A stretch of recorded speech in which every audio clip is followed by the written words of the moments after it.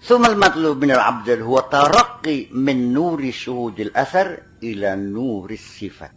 Yang dituntut dari seorang manusia adalah berupaya untuk terus meningkatkan diri. Yang dituntut kita ini terus meningkatkan diri, at-taraqqi. Dari cahaya fisik yang bisa melihat benda-benda fisik ini ila nuri sifat, kepada cahaya yang bisa menangkap sifat-sifat termasuk fungsi. Di sini bedanya. Ada orang menemukan buzi, tapi karena dia orang kampung yang tidak pernah melihat barang ini, dia nemu. Kanggo apa? Kanggo bandul pancing.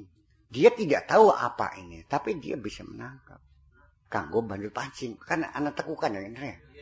Waduh. Oh, akhirnya apa? Ditanya apa ini? Ini namanya buzi. Waduh. Akhirnya buat bandul pancing. Begitu berangkat ke toko, beli buzi. Kanggo apa sih? Kanggo bandul pancing. Berarti dia belum sampai kepada tingkatan nur sifat. Iya kan? Belum bisa ada kejelasan terhadap pemahaman fungsi. Jadi pemahaman tahapan persepsi dan pemahaman tahapan konsepsi ini juga berbeda. Kalau persepsinya salah, percayalah konsepsinya pasti ngawur. Ketika orang itu tidak tahu maknanya ketakwaan, begitu dia menyerukan kepada sidang Jum'ah, mari kita meningkatkan ketakwaan, dia nggak tahu yang ditingkatkan apanya. Ujung-ujungnya wakal sembahyang. Iya kan? Wakal wiridan. Karena ketakwaannya nggak paham. Jadi ketika seseorang itu meningkatkan kewaspadaannya terhadap ancaman-ancaman luar yang mungkin bisa menghancurkan negeri ini, itu bukan termasuk ketakwaan. Bakal batu keireng kah? Nah ini orang yang bertakwa. Ya. Wasimahum fi wujuhihim min asari sujud. Jadi prangsen bakal batu keireng kok suatu bekas sujud ahli sholat gitu. Anu dampak. Darah tinggi. Suma ila nuri syuhudi zat. Nah ini yang terakhir kali cahaya menyaksikan zat. Nah ini selagi kita masih hidup di dunia ya saya kira sangat sulit sekali kepada syuhudi zat ini. Dan di penghujungnya syuhudi zat sendiri juga masih tetap dipersengketakan antara Mu'tazilah dengan Ahli Sunnah wal Jamaah. Mu'tazilah masih tetap mengatakan bahwa sampai mati pun tetap engkau tidak akan bisa melihat Tuhan. Sebab kalau Tuhan bisa dilihat, nantinya bertempat. Kalau ada Tuhan ada di barat, berarti di timur tidak ada. Dan itu mustahil terjadi atas zat Allah, kan begitu. Mu'tazilah mengatakan begitu. Jadi tetap saja wujuh yawma idzin nadhirah ila rabbiha nadhirah ditafsirkan oleh Mu'tazilah ila rabbiha nadhirah itu bi basiratihim, dengan basirahnya, bukan dengan mata fisik kita. Ya tetap saja nanti penghujungnya sih ketika orang yang berpendapat melihat Allah dengan mata, ketika ditanya seperti apa Allah yang telah kamu lihat, ketika jawabannya tidak seperti apa-apa, ya benar juga.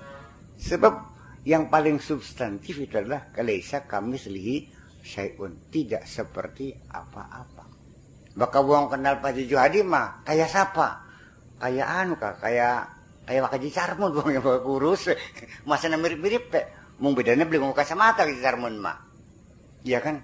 Melihat seseorang kayak siapa bohongnya, lemu, pendek, putih, rambutnya keriting, rambutnya kan salim. Nah. Jadi saya kira, tapi begitu orang melihat Allah seperti apa?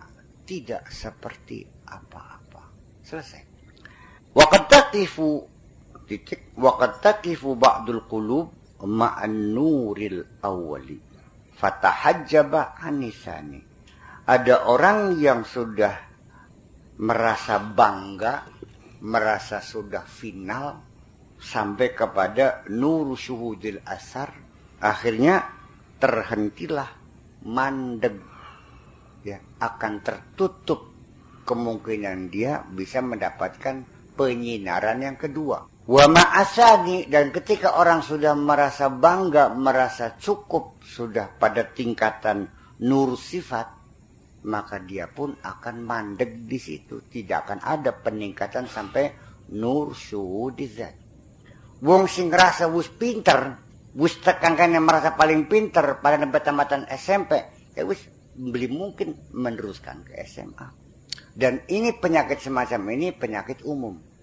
Cirinya ketika orang itu tidak ada peningkatan intelektualitas sejak pulang dari pesantren yang dulunya adalah santri yang paling alim, begitu pulang lalu tidak ada peningkatan intelektualitas, angger semono bae, ya bolak-balik takrib, sapinah, fatul mu'in, fatul wahab, bolak-balik, dan sampai umur 80 tahun ya perpustakanya ya hanya itu saja.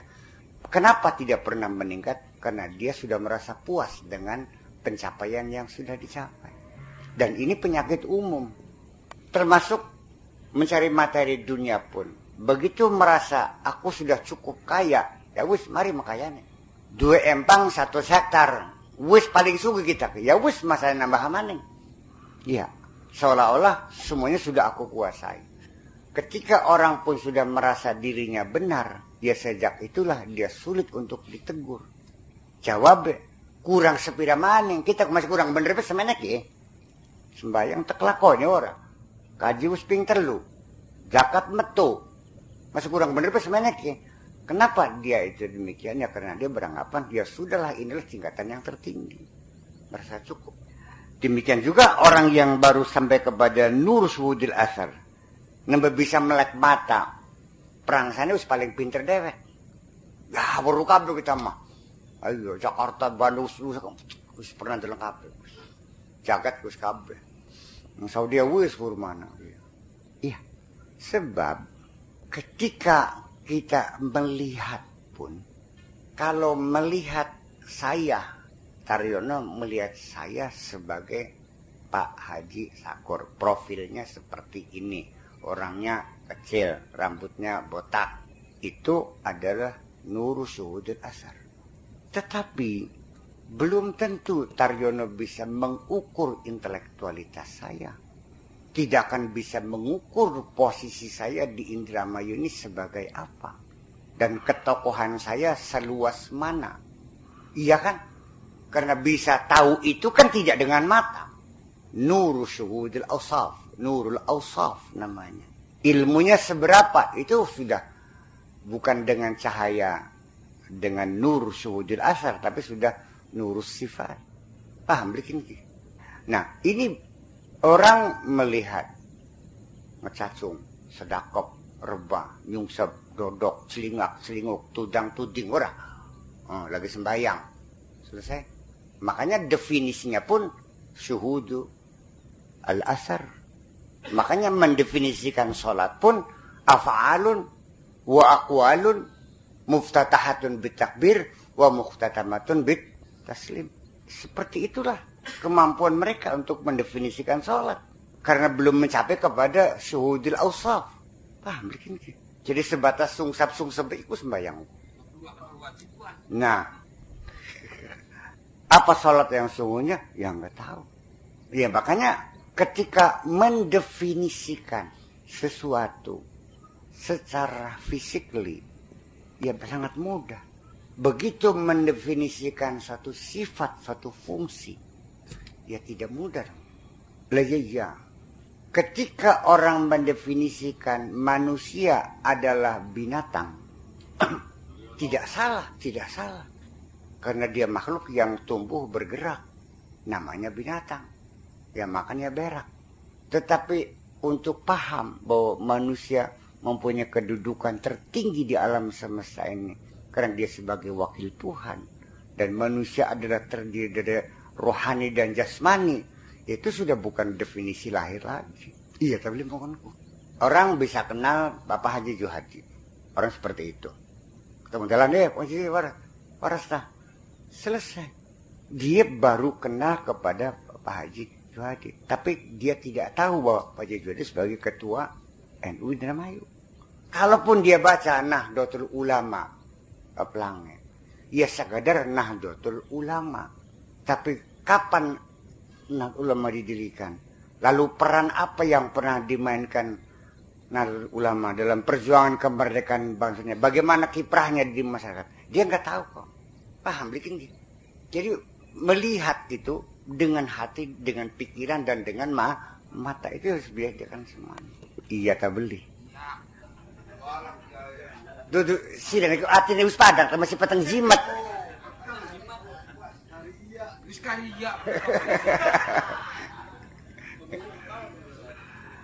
Ya petang jimat barang emang. Mangan padang, nginung padang, ngisim padah, kawin dua anak, bisa dagangan, bisa mungkin bisa sugi. Tetapi karena dia itu beli pernah mangan bangku sekolah, pernah mangan gak sedelak, tulung tahun kelas telu.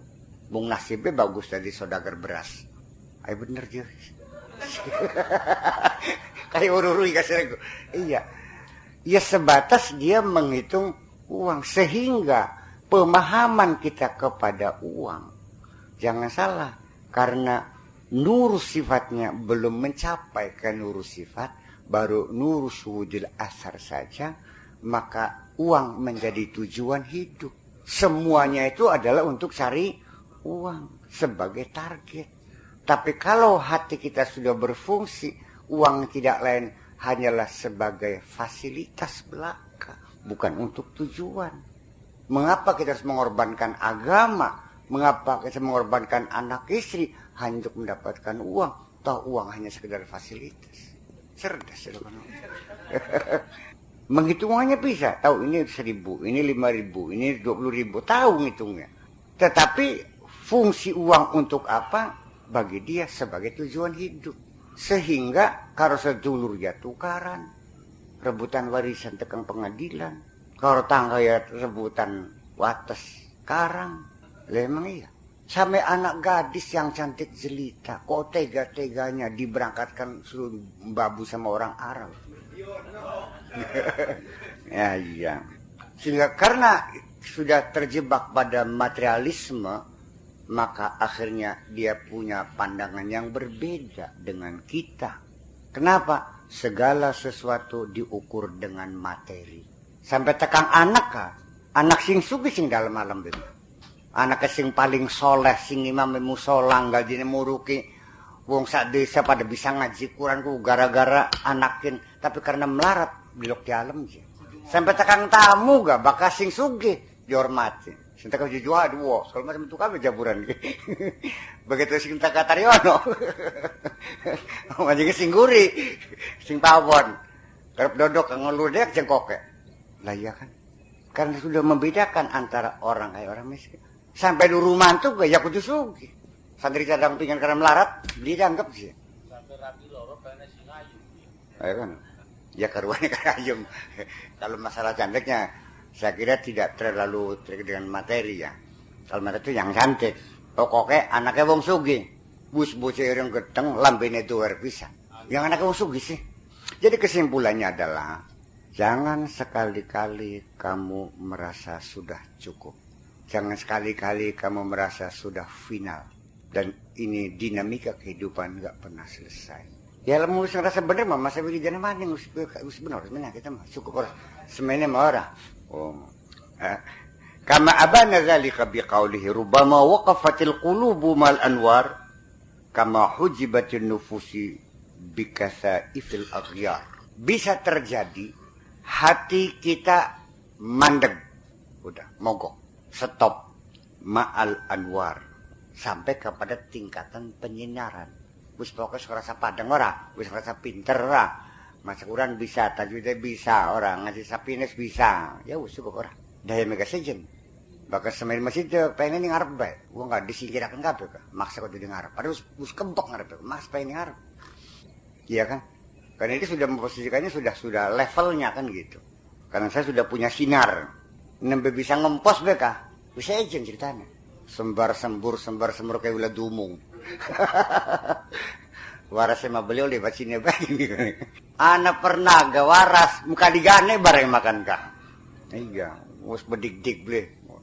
terus merasa jadi dukun sakti. Nyong akeh kelakuan mengkonon-konon. Bisa terjadi kamu juga.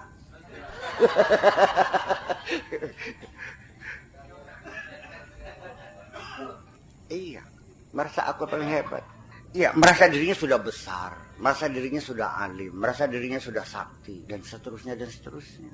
Merasa dirinya paling berkuasa. Omongannya juga selalu nggak enak. Ya kita nanya baik-baik. Oh, Anda nggak kenal saya? Sudah disapa. Dia kan merasanya termasuk kan. Beranggapan semua orang kenal aku kan gitu. Cincin. Kacilin bedu sa orang bau setengah bau perangsana kenal kabeh. Kada orang bau setengah ko, baunya loro tengah ini tengah. Ngerti dia siap. Ya iya, subhanallah. Kayak bakal cicarmun, ditakon yang malaikat berkenal reang jadi melakukan tiga garpan jeung swarga, tepak punduk yang malaikat garpan di swarga. Kamu siapa? Tidak kenal saya. Waduh. Itu kenapa? Karena rasa dirinya tukang sedekah, tukang wakaf, tukang jariah. Masa berkenalin kita? Iya. Akhirnya masih selamat membitarmi akhirnya mah. Terus melakukan gerimat, gerimit, kelakat, tulaket dia. Melakukan longlona, rimbit-rimbit. Malah kata ganakan longlonan. Nah, badang punti. Ya lamun bisa menyuar. Sira saparane, tarmi. Sodako sepirang juta, boro-boro. Uma dapira, si juga beli. Iya, sawah beli dua. Mobil boro-boro. Sini juga beli apa baik, beli tuh apa. Begitu tidak punya apa-apa. Jadi pengen mandi sih, ya lamun bisa mang swarga. Ya udah semana mancing. Sing ditung apa yang beli apa sih. Wong suge sing saya mancing mah baju jadi. Bicara memang gelis ke mancingnya ke. Fa innahum yuhasabuna hisaban yasira. Mereka dihitung dengan mudah. Ai pengen dihitung. Nggak akan ditanya sedekahnya berapa, nggak ditanya naik haji atau belum. Ini orangnya hebat. Hidup di dunia tanpa fasilitas, dia jalani sampai mati. Tanpa fasilitas sih. Rumah beli, mobil beli, pangkat beli, dunia beli. Tapi siap hidup. Ya wis buat kudu mengene. Kita mau puja ribu solo baik. Hebat kan? Ya akhirnya sing hebat memang bitarmi memang kadim. Ih, ya bahkan mungkin kan kita kan lebih melihat hebat Iman Kadim ketimbang hebatnya Kiai orang. Ya kalau Kiai Fanteng yang fasilitasnya banyak, penghormatannya, kewibawaannya, rezekinya, ya kan? Bakapannya oleh akeh waringnya. Ya pantas. Ya yang hebat itu adalah orang yang siap menjalani kehidupan tanpa fasilitas apapun. Tuh, jadi hati mandeg kama hujibatun nufus bikasaifil anwar. Seperti juga jiwa kita tertutup, terhijab bikasaifil aghyar dengan tebalnya kebendaan ini. Mata hati kita tertutup oleh kebendaan yang sangat tebal ini. Enggak lagi melihat kesolehan seseorang yang kelihatan hanya hartanya. Iya. Tidak pernah menghargai jasa orang lain. Kenapa? Karena dia merasa sudah paling berjasa sendiri. Tidak pernah melihat orang pun bisa dermawan karena dia merasa akulah yang paling dermawan. Terlalu tebal kabutnya. Tidak pernah melihat kesolehan orang lain karena dia beranggapan akulah yang paling soleh. Jujur, mana ada kiai yang merasa menghormati tukang beca yang sholat? Ya, kata siapa? Hai. Ya kader sembahyang kan gitu ngenyek kan ya tukang beca sembahyang sepi hebat sih paling nggak beli ngalamin embus ini wacapa kan paling nggak wala bedolin iya kan tapi dari sisi yang lain saya melihat ada sesuatu yang luar biasa pada diri tukang beca itu di panas matahari ya beca yang penuh dengan gabah berserakan sholat duhur dengan kaos yang basah dengan keringat. Iya, keringetan. Topo nggak beli dua, dadak dibengket dasar recet. Ketika dia tuh melakukan sholat, saya awalnya mah ya hanya kiri saja, sekedar pengen tahu aja lah, sama ngangguran lah, fuduli. Ya pada beca, bayang, gitu kan, sama nganggur ngeliatnya itu. Tapi lama-lama kan ada satu pemahaman dalam diri saya, Allah iya ya. Tukang beca ini di siang hari segini panasnya, baju berkeringat, orang tuh mungkin pasti dalam keadaan lapar, mungkin dalam keadaan lelah. Iya kan? Kok sempat-sempatnya mau bersujud kepada Allah? Kok sempat-sempatnya mau bersujud kepada Allah? Lamun kula diparingi rezekine kudu kengelan kayak tukang beca. Temenan kan embus sembayang bebeli kan. Ya iya. Artinya dia teruji. Tukang beca lebih teruji daripada saya kan begitu. Saya belum pernah diuji dengan kemiskinan, ya, dengan kemelaratan sehingga harus banting tulang, pers keringat, kepanasan dan lapar. Iya, dan saya tetap melakukan salat. Belum tentu. Jadi siapa yang hebat? Ya urusan Fatihah, Rabbil Alamin, wala bedel, maka urusan kata ilat Jawa aja. Saya juga tidak menuntut ilat Jawa kan walallah. Ya beli. Rabbil Alamin, enggak usah. Bisa lempongnya pencang priben. Rabbil Alamin, ya wis cukup. Aja kayak bitan man yang belajar yang kempet. Ceklak. Lu kayak telak koci. Suratul Mustaq. Balik-balik anggar baru bilang ngalamin yang ilat Jawa aja ya karena tempat kena Gusti Allah kenapa digawe pelok. Iya kan, Allah tidak pernah menyuruh yang sulit, suruh baca yang paling mudah saja. Idza qumtum ila sholati faqaru ma tayassara minal Qur'an. Betapa indahnya Allah menyuruh kita salat, bacalah yang termudah saja. Jadi kadang-kadang sing gawe angel kiainya dewek nih barangnya. Sehingga kan begini dia kan Gusti Allah mau dengan apa? Faqra'u ma tayassara minal Quran. Bacalah apa yang gampang dari Al-Qur'an. Bisa kulhu, ya wis maca kulhu. Yasin qaf. Bikasa ifil aghyar dengan ketebalan kebendaan ini menutup mata hati kita. Qultu qad taqifu ba'dul qulub ma'a anwaril maqamat.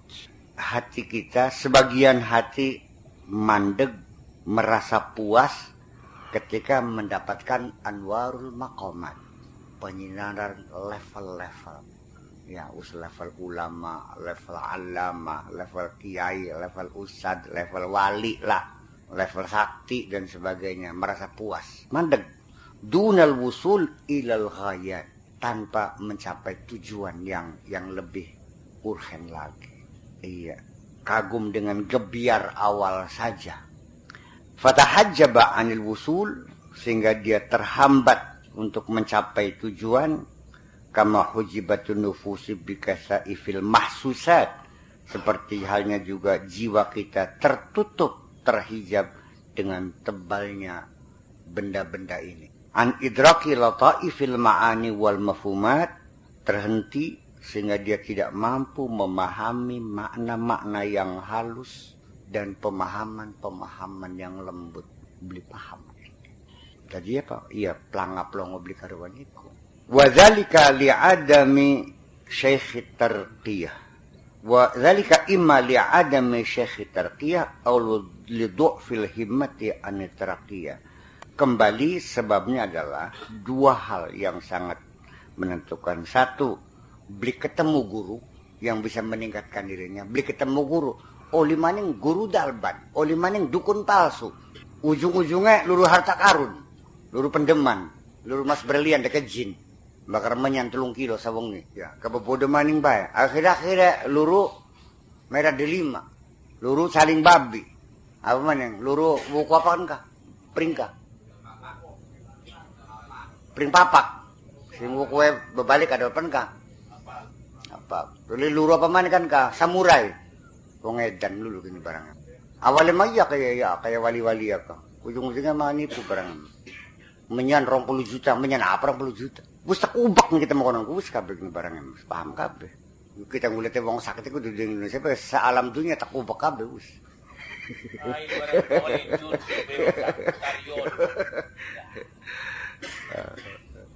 Akhirnya ya itulah. Iya. Yang kedua lidhofil himmat ya'ni tarqiyah. Yang kedua ya karena tidak punya kemauan, tidak punya keinginan, tidak punya cita-cita. Beli niat beli apa kan dikasih aku belajar bener aku beli. Nunggu rata guru tuh kayak pendet teh ke gawang garu. Ngalor nih ngalor, ngulon itu yang itu. Iya kata guru tuh kubah. Ya semuanya mending timbang beli mah. Ya kita gak pada kira gerotuk malu Kanjeng Nabi kan mulon yang ulon karena kan melakukan tetap ora karena kita masih sempoyongan dia sebenarnya nggak sel layak pada lah orang ulon nih semuanya lumayan kuno Tapi ya cita-cita untuk belajar benar, untuk meningkatkan kemampuan diri, ya nggak ada. Ya kalau malam Sabtu aja kita ngajak orang. Ketika kita tahu mudah-mudahan segala dosa mau diampuni Allah, nggak tertarik. Begitu, ya bukan pesuge, langsung. Ya ujung-ujungnya kesana juga. Jadi kembali, kenapa? Ya karena dikiranya orang sudah mencapai tingkatan syariat. Ketika sudah menjadi muslim, perangsanya wus mentokonan. Ada seatasnya Islam itu iman, mukmin. Seatasnya ada lagi namanya muhsin. Iya. Ahsin ma fi'il amarnya itu tuh. Ahsin, idrib. Siapa namanya? Idrib. Ya, kadang-kadang fi'il dengan hal, ta'abata syarran. Namanya ta'abata syarran. Konon, maaf. Oh, konon ya, iya. Nanti asin nanti. Iya, ahsan, bukan asin ya. Jadi masih durung ihsan be kun. Jadi ya memang ada satu joke ya, satu patah. Niat bener anak. Segala amalan thariqat dilakoni kabeh. Mung nasibeki ya durung oleh ketemu guru yang bener. Ini kunci. Ketika Allah menghendaki engkau kenal, maka Allah akan memperkenalkan kamu kepada orang yang sudah kenal. Paham boleh? Karena siapa yang akan memperkenal kamu ya orang yang sudah kenal. Kalau kamu pengen kenal Bupati Indramayu, ya minta tolong sama orang yang sudah kenal. Minta tolong pada Pak Ji Juhadi, tolong kepada saya, tolong gak kenalkan kita pengen ketemu. Ya kan begitu. Gak ujung-ujung nyelonong sendiri. Ya bisa ditahanin satpam sih, gara mendik ini menemaniku. Iya kan? Itu. Maka kata kuncinya adalah al-mursyid, al-syekhul mursyid, guru yang bijaksana, yang bisa mengantarkan kamu pada kebenaran. Sedangkan ketemu karo wong bener ku nasib-nasiban, berpuluh-puluh tahun beli ketemu yang karo wong sakti, ketemu yang sakti maning.